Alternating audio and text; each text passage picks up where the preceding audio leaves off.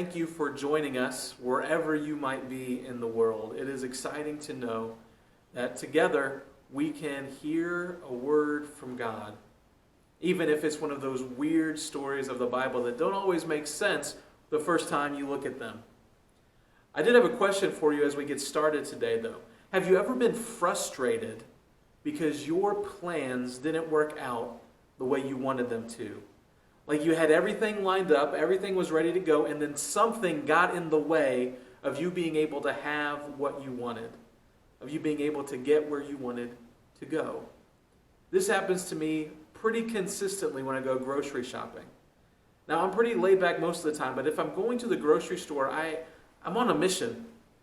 I've got my list in my hand. I'm going to get what's on the list. I've kind of mapped out in my mind where I need to go, what aisles I need to go up and down, and I'm ready to get in and out of there as fast as possible. But every time I go, there's always one or two people that are in the middle of an aisle. And they're not just in the middle of the aisle like long ways, they're middle of the aisle widthwise, and it's like you cannot get past them. You just have to stop and wait. And so I'm coming up with my cart, and I get up right behind them, and I just kind of sit there, and I wait, and I hope they notice me, and I'm just kind of chilling out, and then I start to get a little antsy, and I'm doing a little dance, like, come on, why don't we get going? I'm revving my engine, and I'm waiting there, because I want to get past them, and they are this huge barrier that is blocking me from where I want to go, and what I'm supposed to be getting next. And it's like, in my mind, I get angry, and I get frustrated, and I get disappointed in humanity, because what kind of people stand in the middle of a row and can't scoot over like 6 inches one way or the other so that somebody else can get past that's there? It's like I just have these really not nice things going on inside of me when I'm going grocery shopping, and I get stuck behind someone. But there are a lot bigger barriers that can come in and mess up the plans that we have in our lives too, right? Like you have planned for this promotion. You have worked so hard. You've done everything that's asked of you, and somebody else gets it. You and your spouse have got years planned out of all these dreams that you have for your life, and then something happens. Tragedy hits with your kids. A diagnosis shows up. Your ability to do what you've longed to do disappears, and suddenly you're not going where you wanted to go. There's a barrier in the way. Over and over again, our life just gets hit with these barriers where our plans get stopped because something gets in the way. And if I'm honest, there are times when that happens to me, and I'm asking, where is God here? Like, why isn't He helping me get this thing that I want? Doesn't He see the reward on the other side? Doesn't He see what this will do to change my life, to change my family, to change my future? If He would just help me miraculously get to this thing, get to this place, everything would be different. And yet for some reason, I'm just sitting here, frustrated, revving my engine, ready to go, but unable to get past the barrier in front of me. There's a character in the Bible. His name is Balaam. You can find him several places, honestly, but especially in Numbers chapter 22, which is where we're going to look today. And he knows what it feels like to be frustrated, to be angry and in pain and disappointed because there are barriers in the way of where we're trying to go. So a little background about Balaam's story. Israel has been set free from Egypt. They've crossed through the Red Sea. Moses and as Joshua are leading the people through the wilderness. And they're starting to get a pretty serious reputation. Like they are knocking down kingdoms left and right. Whoever seems to come up against them, whoever seems to oppose them, is just getting wiped out. And so they've just knocked down 3 kings in a row in quick succession. And the next king on their path, his name is Balak. And Balak sees them coming. He knows what's happened, and he is desperate, and he is scared because he doesn't know what to do. He can't just go out and fight them head on. They're too strong, they're too powerful, there are too many of them. But he can't just ignore them either because this is arid desert terrain. There's only so much water, so much food, so much crops. And there are so many Israelites that he is very seriously concerned that if he lets them just go by, that his people won't have any water or food left for the rest of the year. And so he has to do something, but he doesn't know what to do. And so enter Balaam. Because for some reason, Balak knows about Balaam. And so he sends for him to come and help him out. Now, I used to grow up watching David Copperfield specials, right? So this was an amazing magician, and he would make the Statue of Liberty disappear. He would fly around the auditorium. He would do all kinds of crazy things. And then you take that and you mix it with Miss Cleo, or you call in and get your fortune told. That is who Balaam is, okay? He is the rock star of this time because he lives over 650 miles away from Balak. But his fame has spread all the way back to him because he's got a serious reputation too. He has a serious reputation for being able to get things done. In fact, when Balak asks him to come, this is what he says. He says, I know that those you bless are blessed and those you curse are cursed. So now come and put a curse on these people because they are too powerful for me. Perhaps then I will be able to defeat them and drive them out of the country. So he's willing to take some princes and some money and go like from West Point, Virginia, past Jacksonville, Florida, to pick up this guy. With no planes, no cars. That's going to be a hike to get there. But it's worth it because did you catch what this guy does? Balaam blesses and curses people based on how he's paid. That's how he makes his money. That's how he makes his living, is he speaks words of death and speaks words of life over people. And he's effective at it. So in my mind, this sounds like probably not the nicest guy, probably not the guy that you want to really be in relationship with, not the person that you're really looking up to, definitely not someone you think is going to be really righteous. But the crazy thing about it is God speaks to Balaam, like regularly.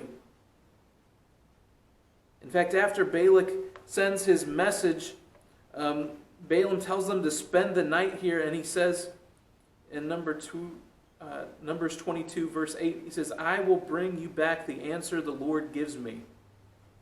And God came to Balaam and asked, who are these men with you?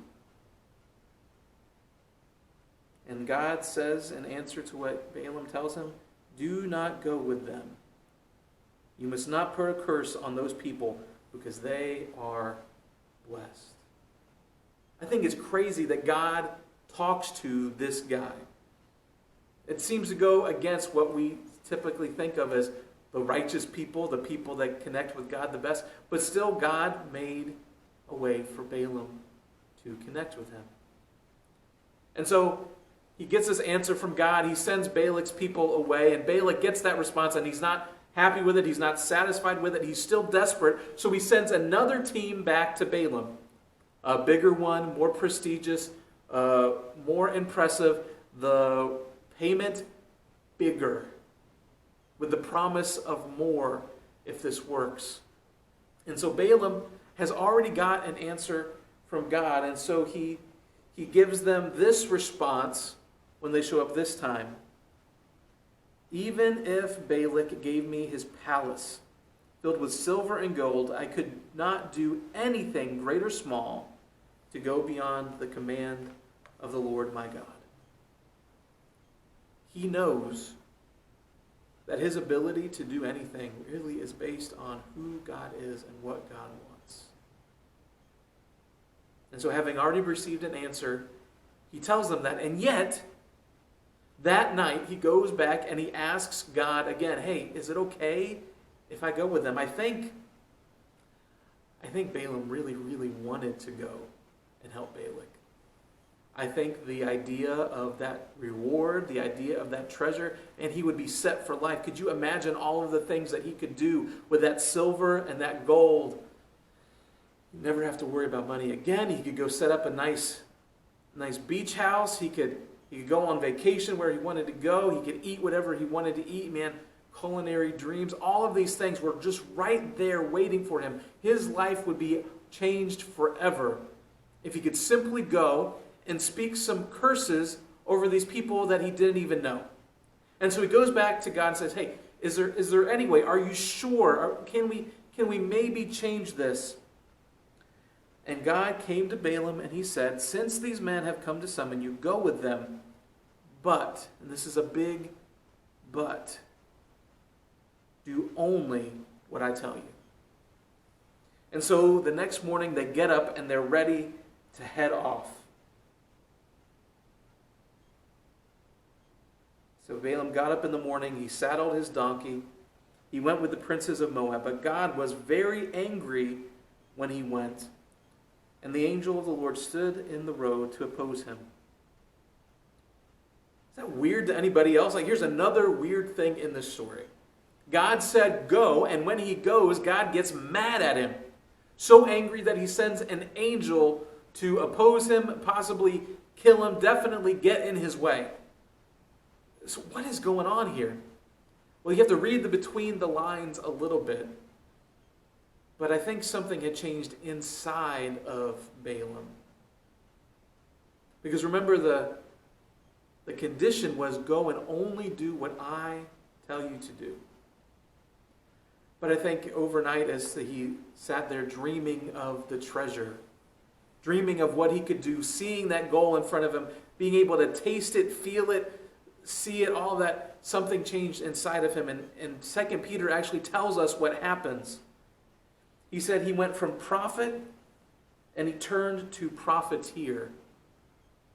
He suddenly became more concerned with what he could get than what God had asked him to say. That attitude shift from serving God to building his fortune is what set God off. Because he was only concerned with this stuff. Like, he has got no care really about Balak. He doesn't really care about the Israelites at all and who he's going to curse and what's that's going to do to them. He only cares about getting his plans, his goals. That's what matters to him. And so he starts down the road with this angel in front of him. And when the donkey saw the angel of the Lord standing in the road with a drawn sword in his hand, she turned off the road into a field. Smart donkey. But Balaam beat her to get her back on the road. Anger, frustration. Then the angel of the Lord stood near a narrow path between two vineyards with walls on both sides. And when the donkey saw the angel of the Lord, she pressed close to the wall, crushing Balaam's foot against it. So he beat her again. I mean, this time he's at least got some pain to go along with it. And then the angel of the Lord moved on ahead and stood in a narrow place where there was no room to turn, either to the right or to the left. And when the donkey saw the angel of the Lord, she lay down under Balaam. And he was angry, and he beat her with his staff. So 3 times, there's a barrier in his way. And 3 times, he just lets his anger, his frustration, and his pain well up so much that he beats his donkey and he keeps pushing forward on his plan and his agenda. And then, after the 3rd time, a weird conversation happens. The Lord opened the donkey's mouth, and she said to Balaam, "What have I done to you to make you beat me these 3 times?" Balaam answered the donkey, "You have made a fool of me. If I had a sword in my hand, I would kill you right now." And the donkey said to Balaam, "Am I not your own donkey, which you have always ridden to this day? Have I been in the habit of doing this to you?" "No," he said. Now this exchange is just crazy and it's weird to me. First of all, there's this huge miracle. A donkey is able to talk to this guy. Like, vocal cords change, mouth and jaw movements adjust, and somehow the donkey is able to speak to Balaam. Big, huge miracle, but it is not the miracle we're looking at in this text today. And the crazy thing about it too is, like, I would be stopped in my tracks at that point, okay? I would be done. I would be trying to figure out what is going on around me. Why is this happening? Balaam doesn't. He is so angry and so frustrated because his plans are being blocked that he just starts to go off and vent all of his frustration and his anger at this talking donkey. He doesn't miss a beat. And he's being dumb about it too, because if money is one of those things that he really wants, wouldn't you think a talking donkey would be really helpful in making some money? I mean, look at the Shrek movies. This has been a huge seller for years. And he's not even caring about that. He's threatening to kill it. And in the midst of all of this argument, the donkey proves to be the one who's smarter. Because at the end of the argument, Balaam has to admit that he has no reason for doing what he's been doing to the donkey, for not trusting it, for not helping her. And he has to answer her no. Now, can you just imagine how he said that? Or better yet, can you imagine the response to the donkey? Because I'm thinking the donkey probably heard him say no and went, that's right, son. She was waiting for a little bit of vindication. But then it just keeps getting weirder. Then the Lord opened Balaam's eyes, and he saw the angel of the Lord standing in the road with his sword drawn, and he bowed low and fell face down. So here's another miracle where God opens the eyes of Balaam so he can see the angel. But again, this is not the miracle that we're looking for. It's crazy to me that the donkey, the dumb animal, was more rational and saw more clearly than the most famous prophet in the world when he let frustration and anger and pain define who he was. It also gives me hope that God can use anyone for anything if this is what's happening here. And so after the angel is revealed to Balaam, they talk. And the angel of the Lord asked him, "Why have you beaten your donkey these 3 times? I've come here to oppose you because your path is reckless one before me. And the donkey saw me and turned away from me these 3 times. If she had not turned away, I would certainly have killed you by now, but I would have spared her." And Balaam said to the angel of the Lord, "I have sinned. I did not realize you were standing in the road to oppose me. Now, if you are displeased, I will go back." And the angel of the Lord said to Balaam, "Go with the men, but," here's this but again, "speak only what I tell you." So Balaam went with the princes of Balak. Just a side thing right here. Isn't it crazy that sometimes the thing that gets in our way is the very thing that is designed to save our life? Here is the miracle. Knowing Balaam's past, knowing what Balaam was off to do and where his heart was at, God cared enough about him to get in the way, to literally put himself between Balaam and Balaam's goal, Balaam's dream, Balaam's reward, to save him. 2 Peter puts it this way: "A dumb animal spoke in a human voice and prevented the prophet's craziness." I don't know if you get this, but God, no matter your past, no matter what your dreams are, will go to miraculous lengths to save you because he loves you. I wonder how many times your plans have been stopped because God saw the recklessness of what you and I were trying to do and got in the way, put up guardrails, kept us from falling over the edge, made sure that we wouldn't be able to follow through on what we wanted to do, on what our plans are, because he knew the results of what those plans would be. Sometimes the barrier is the blessing. Sometimes the barrier is the miracle. Balaam was so frustrated, so angry, so hurt, so disappointed that he was only concerned with where he was going and wasn't paying attention to anything else that was going on around him. And it nearly got him killed.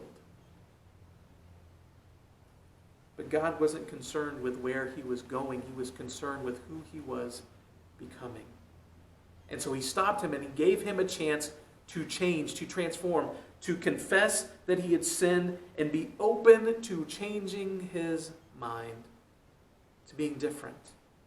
Because God was concerned on who Balaam was becoming more than where he was going. Because in the kingdom of God, your character, who you are, is always more important than what you have. Always.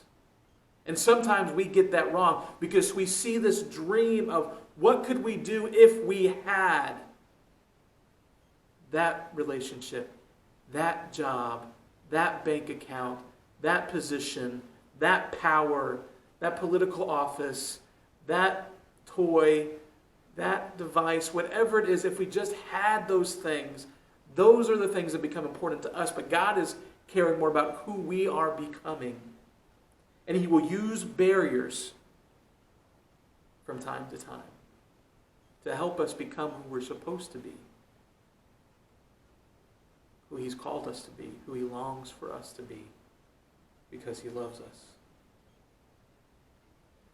When Balaam left, I don't think he had the same attitude when he arrived at Balak's as he did when he left his house that morning. In fact, I think it shows itself because for the next couple of chapters, he goes and he says only what God tells him to say. And instead of cursing the Israelites, he ends up blessing them over and over and over again, so much so that he leaves without getting paid. Because Balak has had enough. He's like, look, I brought you here to curse them, and all you're doing is making them stronger and more blessed. But that's what happened. Because Balaam didn't get his way. He was willing to let a barrier point him to the way God wanted him to go. We don't think of barriers as miracles very much, do we? Like, I don't think of the lady in the grocery store as the one who is this miracle waiting for me, but God uses them. I think it's because God has access to things we don't have access to, and so we see these barriers as stopping us, and we miss out on what it is that God might be pointing us to or directing us to. Like he has keys to open doors no one can shut, and shut doors no one can open. He has more access than we do. One year we got to go to SeaWorld, and we had all access because of my sister-in-law working for the same company, which meant awesome things, like behind-the-scenes stuff, getting to meet and pet a walrus, having pictures with sea lions, like crazy stuff you would never do, watching baby otters play. No one else gets that but people who have access to open the doors and slide you into places that you can't get on your own. Well, God has that ability.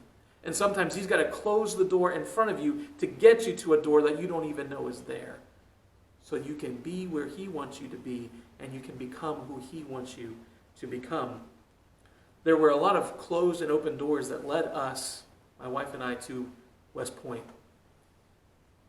About January of the year we came, God had revealed to us that it was time for us to get ready to go. And so we started sending out resumes for churches. We packed up all of our stuff. We were living out of boxes, and we were ready to go, except none of the doors were opening. Like no callbacks, no reports, no interviews, nothing was happening. And we were getting desperate, and we were crying out, and God was using this time to shape us and really grow our faith. But at the same time, then something crazy happened. We got this awesome opportunity.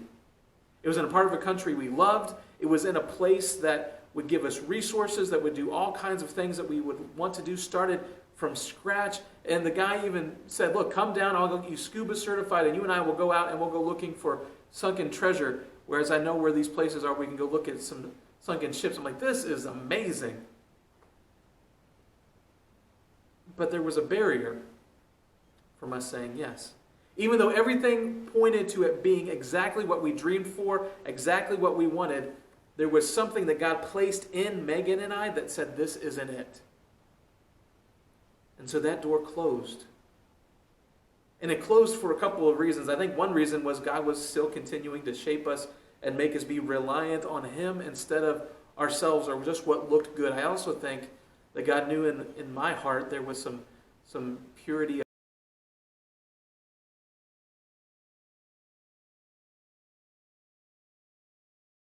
motives that I needed to get cleaned up. Like I wanted to do this because it looked good for me. I wanted to do this because it looked like, what would I do if this thing took off? Like how would that look to me? What glory would come to me? Instead of what am I doing here for the kingdom of God? And so those doors closed. And as those doors closed, we didn't know what was going to happen, but God started to open other doors that we didn't know were available. Like he got us 3 months extra lease, which had never been done by this company before.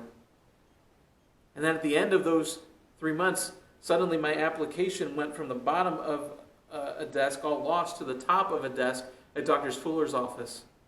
And we ended up having a phone conversation, and we ended up coming out to West Point to visit, and then like 3 weeks later, we're moving out here over Thanksgiving, which happened to be 2 days before we were going to have to leave our apartment. Which, when you have a pregnant wife, is really reassuring to know we finally have someplace to go. If we hadn't been willing to let the barrier be there, we would have missed out on everything that's happened in our lives since. And our lives are blessed and rich.